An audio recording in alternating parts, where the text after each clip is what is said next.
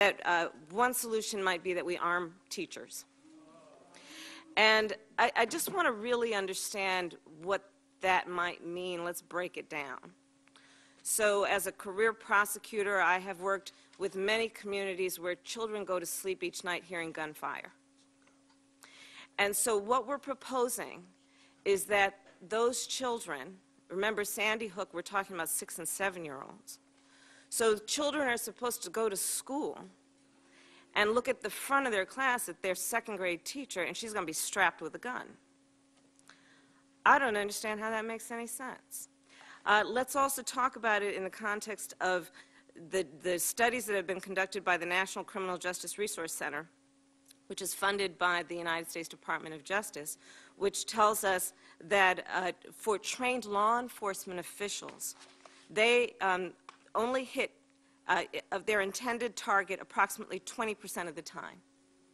So in an armed confrontation, they only hit their intended target approximately 20% of the time.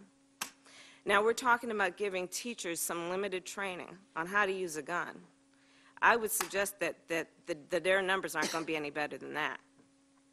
And when we say we miss our intended target, we are necessarily also saying that there may be people that we hit that we did not intend to hit. And if we're talking about a teacher in a classroom, that could very well be the other students. So we have to, I would suggest, be a bit smarter about what we really intend to be the focus of legislation and policy.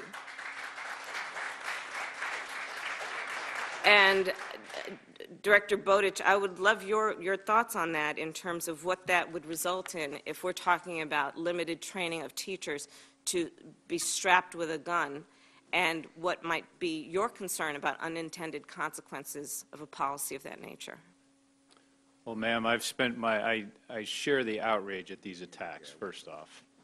And as a career law enforcement officer, both at the local and the federal level, I'm not a legislator. Yep. And I believe that is the legislator's job. Just as a practical matter, what are your thoughts? Just as a practical matter. I, like everyone else in the room, have personal thoughts on things, but I'm not here representing me. I'm here representing the FBI. My thoughts are this is a matter for the legislators to take up and decide what is the best solution. Okay, I would suggest that your thoughts would be very relevant to the decisions we make, but we can have that conversation another time.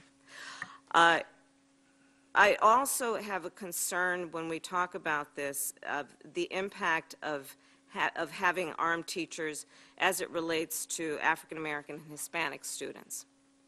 And here's why I say that. There is an overwhelming body of evidence that shows that harsh disciplinary protocols disproportionately impact children of color.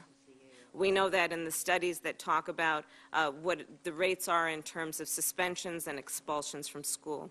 The FBI has done an extraordinary job, I think, of recognizing implicit bias among all professions, including law enforcement, and I would suggest that it applies to all professions. Do you have any concern about a policy that would result in arming teachers, and the concern that we should make sure that if something like that were to occur, that there would be training around implicit bias? Senator, it's a good question. I never really put the two together, but I have not seen the document that you're referencing.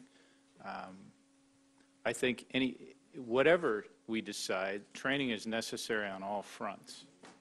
The implicit bias training that we in the FBI administered, I believe it was 2 years ago, is actually very important for the organization as a whole, both internally but also from the optics of the external as well. No, and you've been a leader. The FBI has been a leader on recognizing we all carry implicit bias, and it's important that we are aware of it when we make decisions, especially exercise judgment that might result in harm or even death to another person. And so I applaud your leadership in that regard. My time is up. Thank you.